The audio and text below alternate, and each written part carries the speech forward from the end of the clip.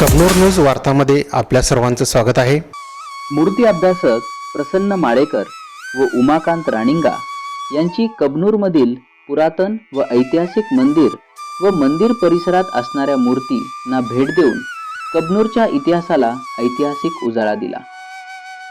कल्लेश्वर मंदिर या ठिकाणी असणाऱ्या वीरगड या 1100 व 1200व्या शतकातील आहेत। शिलाहार राजाच्या काळातील या ठिकाणी पार्श्वनाथांची पुरातन मूर्ती आहे।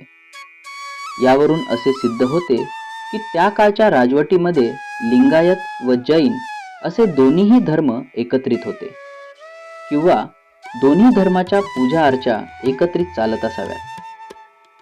येथे असलेल्या गोरक्षक युद्धाच्या शिल्पांमध्ये गोरक्षकाचा बली जाऊन त्याला कैलास प्राप्त झाले असे चिन्हांकित आहे। तसेच युद्धामध्ये वीरमरण आलेल्या योद्धांना अप्सरा व मुनींच्या मार्फत मोक्ष प्राप्ती होत आहे असे चिन्हांकित आहे।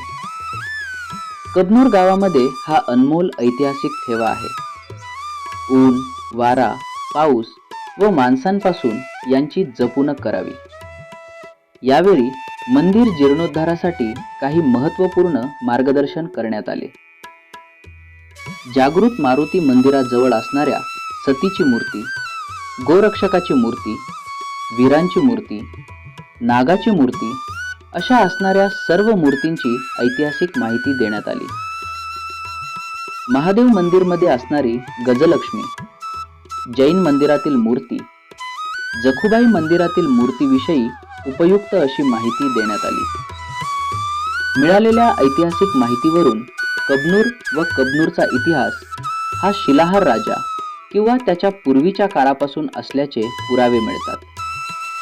त्यामुळे गावांमध्ये असणाऱ्या प्राचीन, पुरातन, ऐतिहासिक असणाऱ्या सर्व मूर्तींची काळजीपूर्वक जपणूक करणे कबनूरकरांचे कर्तव्य आहे।